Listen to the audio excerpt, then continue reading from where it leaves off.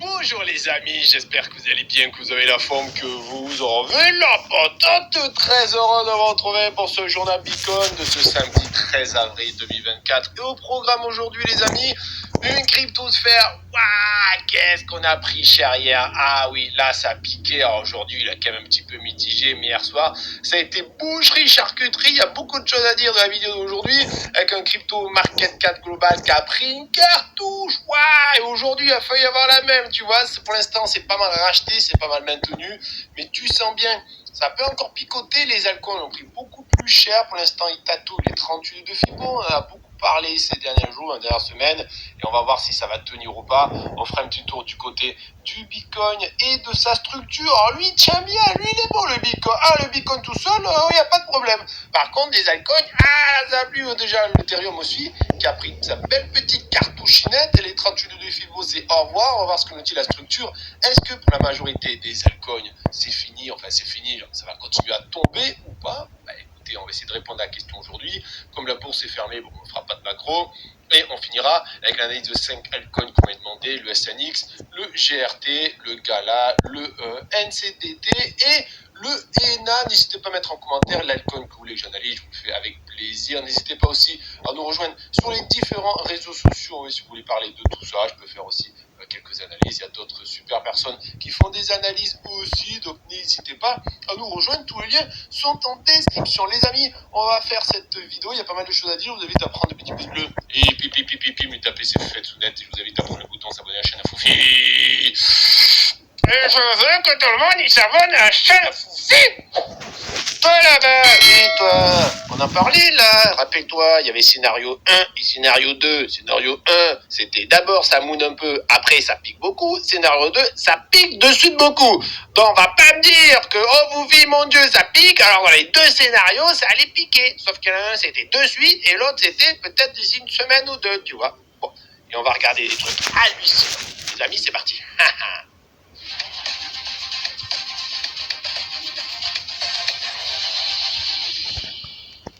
Les amis, aujourd'hui une cryptomap un petit peu mitigée, qui donne pas trop envie. Alors niveau Bitcoin, plus 0,67% par rapport à hier, à 67 569 $. À côté l'Ethereum, 3261, ça commence à piquer déjà, plus 0,74%, mais encore eux, ils sont dans le vert. C'est pas le cas de tout le monde. Le BNB, moins 0,65, a quand même bien tenu. BNB 591, bravo au BNB. Alors côté soutenu par Binance, qui peut injecter quelques milliards à des moments, et après, attention, ils revendent plus tard. C'est quand même pas trop mal. Le Solana à 149 $. Ouh, là, ça commence à picoter, moins 2,64%. XRP, moins 0,66 par rapport à hier. Dogecoin, moins 2,10. Le Thon, plus 1,22. La Cardano, plus 2. Avalanche, moins 2,44. Le Shiba, moins 0,58. J'ai envie de vous dire, mais prenons direct ce qu'on a fait dans la semaine, parce que hier, tellement qu'on a pris cher, autant regarder ce qu'on a fait comme performance de la semaine. Donc, tu vois, cette semaine, le Bitcoin, par rapport à la semaine dernière, ça va, moins 0,37. ETH, moins 0,64. Ça va. Le BNB, plus 2,49, lui, il est dans le vert. De suite, Solana, moins 14,38% cette semaine. Donc, mauvaise semaine Solana. Mauvaise semaine pour XRP, pareil, dans les moins 7. Le Dodge, dans les moins 3. Le Thon, qui a bien poussé cette semaine, qui est passé dans le top 10. La Cardano, qui a quitté le top 10 avec un moins 10 cette semaine. Moins 15 pour l'Avalanche. Moins 8 à peu près pour le Shiba. Bitcoin Cash, qui nous fait quasi moins 20. Moins 15 pour Polkadot. Tu sens bien qu'il y a beaucoup qui ont pris cher. Le Matic, quasi moins 15. Litecoin, quasi moins 13, moins 20 pour l'ICP, moins 21 pour le NIR, moins 28 pour le NISWAP. Là, ça n'a pas été une belle semaine pour tout le monde. Ici, Aptos qui nous fait quasi moins 24. Bon, tu sens bien que dans la semaine, il y a beaucoup de moins 20 qui tournent. En ce qui concerne les mêmes coins, c'est aussi à prix cher, du moins 15, du moins 10. Bon, tout le monde a pris cher, tous les altcoins à peu près ont pris cher. Sauf par exemple le ENA, plus 15 cette semaine. Donc bravo à lui. Alors si on regarde le crypto market cap total, on est capitalisé à 2387 milliards. Il faut savoir que dans le marché crypto, en l'espace de à moins d'une semaine, on a quand même perdu 10%. Donc on a perdu, dans les 260 milliards de dollars. Via surtout Bitcoin et Ethereum, qui sont quand même, heureusement, on va se manger ça. Rappelle-toi qu'est-ce qu'on disait les semaines précédentes. On disait que la semaine, on va se manger le CPI américain. On va savoir si on est dans une tendance baissière ou on va continuer à tomber, tout simplement, ou si on repart en tendance haussière. Là, je pense que la tendance baissière, ça commence à de plus en plus s'affirmer, si tu veux.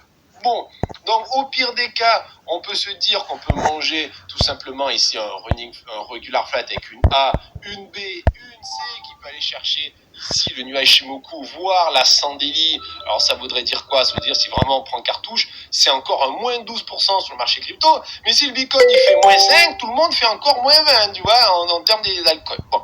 Mais ça, c'est possible, hein, parce que ce régular, il est quand même beau. Tu vois, avec la A ici, la grande B là. Et est-ce que c'est ça, c'est le départ de la C? Oui. De toute façon, ce régular, sur cette structure, on en parle depuis des semaines. N'oublie pas que la structure nous dit, enfin moi, ce que je lis de la structure, c'est une grande C qui démarrait cette semaine ou qui pourrait démarrer d'ici 2 semaines s'il fait un nouveau plus haut, s'il part sur simplement un running. Mais là, tu sens bien que ça peut être le départ, la grande C, surtout avec la bougie de hier. Il y a du momentum au niveau des bears, tu vois. En tout cas, je serais pas étonné que ça continue à tomber. On va voir ce que nous dit le reste d'analyse, les futurs, le Bitcoin et tout, si c'est plus de probabilité de continuer à tomber ou de repartir. On voit qu'on est en train de rattaquer le ruban, c'est pas positif. Les bears reprennent du poil de la bête, reprennent du momentum, c'est pas positif non plus. On a pété les 50 de RSI, c'est pas positif. Et pour l'instant, on voit que l'énergie commence à revenir, mais c'est l'énergie au main des bears, hein, donc c'est pas trop joli ce qu'on a pour l'instant. Au niveau des altcoins, là c'était la cartouchinette. Hein. Faut savoir qu'en moyenne, les altcoins, ils ont fait hier un moins 15%. Mais ça, c'est en moyenne. C'est-à-dire ton petit BNB, s'il fait moins 1, ça veut dire derrière, tu as plein d'alcoins qui font du moins 20, si tu veux, parce que c'est en termes de capitalisation, c'est pondéré par le poids de la capitalisation, tout ça. Donc si tu as des grosses capes qui font pas grand-chose comme rouge, comme du BNB, tu as d'autres altcoins, alors c'est boucherie, charcuterie, du moins 20, moins 30, qui a traîné un petit peu partout. Tu peux voir que pour l'instant, c'est pas beau du tout, vraiment pas beau, parce qu'on a pété la bande inférieure de Bollinger, tu connais la chanson, pétage de la bande inférieure de Bollinger, validation, égale effet toboggan activé. C'est le contraire, c'est la bande supérieure de Bollinger, une bougie qui explose la bande supérieure de Bollinger avec sa petite sœur, la confirmation, c'est des fortes probabilités d'enclencher un 12 moon. Malheureusement, tu as aussi l'opposé, qui est de faire une bougie qui pète la bande inférieure plus sa petite sœur, égale bam. Donc pour sauver ici les altcoins, pour les prochaines semaines, il faut rapidement qu'il y ait une bougie demain ou après-demain qui récupère la bande inférieure de Bollinger, qui réintègre les bandes de Bollinger, et là ça pourrait peut-être sauver.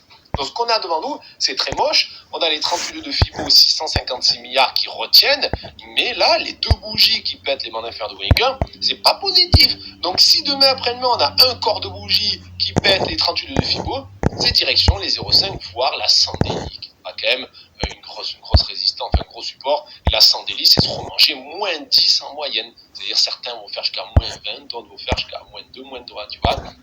Pour l'instant, on a éclaté le ruban, on est tout en bas quasi, donc c'est pas bullish. On voit que les bears ont repris du momentum, on a pété les anciens momentum ici. Donc là, les bears sont plus énervés que ce qui était énervé les dernières semaines. On a complètement explosé les 50 bears ici. Donc oui, ce qu'on a aujourd'hui, c'est pas beau. Est-ce que ça peut continuer à tomber? Oui, ça peut continuer à tomber. Là, pour l'instant, ce qu'on a devant nous dit que ça va continuer à tomber. C'est pour ça qu'il faut vite une petite bougie verte pour calmer un peu les choses. Au niveau des stablecoins maintenant, bon, les stablecoins c'est limite, ça passe encore. Hier, pétage de la bande supérieure de Bollinger, ça peut être dramatique. Aujourd'hui, on n'a pas une bougie verte. Si on avait une bougie verte qui confirmait le pétage de la bande supérieure de Bollinger, on pourrait dire ok, les stablecoins confirment que ça va être boucherie charcuterie. Mais là, ça va. Là, on peut voir que la bougie d'aujourd'hui a été vendue. Donc, les gens ont cartouché en buy the dip. Aujourd'hui, buy the dip hier. Ils ont swappé des stablecoins contre la crypto. C'est pour ça qu'on a la dominance qui diminue aujourd'hui. On est à genre 6,06% de dominance des stablecoins. Donc là, c'est plutôt pas mal. C'est-à-dire, il y a des possibilités que demain, on fasse du rouge pour les stablecoins. Et donc, c'est juste les gens qui continuent à acheter le marché crypto. Donc, les stablecoins sont vendus, la dominance diminue. Par contre, si demain ou après-demain, on commence à avoir une bougie verte qui pète la bande inférieure de Bollinger, ça peut partir pour une effet to the moon pour les stablecoins. Donc, la dominance des stablecoins monte, donc c'est-à-dire la dominance des cryptos diminue. Donc, les cryptos font du rouge, tout simplement. Donc là, on fait attention, parce que là, les boules reviennent ici avec du momentum. Ils ont bien préservé les 50 vers ici. Il y a un petit peu d'énergie qui commence à arriver. Donc là, ça peut être pas beau. Hein, il faut vraiment qu'il y ait une petite journée verte ou deux pour nous dire, c'est bon. Everybody talks about the S&P 500. Pour nous dire c'est bon, on s'en sauve un peu nos fesses. Au niveau du Twitter, alors il y a eu des trucs de fou, si tu veux voir du gros charcutage, tu vas sur Twitter, par exemple à une personne qui nous dit voilà, bon ben avant le gros lynchage de hier, il avait 100 000 $ dans ce token, le Moshi Cat. Tu vois, oh, comme il c'est trop mignon le Moshi sur la blockchain Solana, bien sûr. Et après le nettoyage de hier, il est à 8 600 $, tu vois. Bon, donc tu vois bien que, bon, alors il a vendu un petit peu, parce qu'avant il avait 5,2 millions de Moshi Cat et maintenant il en a que 4,5, donc il en a vendu à peu près les 700 000, tu vois. Mais de 100 000, il est passé à 8 000. Pourquoi il y a eu ça? Tout simplement parce que le Moshi Cat s'est écroulé. Les gens sur la famille qui ont vendu leur même coin parce qu'ils savent que même coin, de toute façon, t'as intérêt à être plus rapide, plus liquide que ton voisin, tu veux prendre des profits.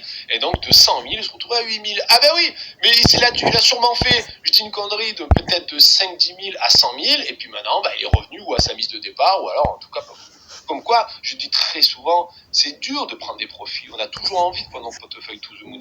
Mais des profits juste pour le goût, toujours en prendre, crotte de bique. Bon, je vous le dis toujours ça.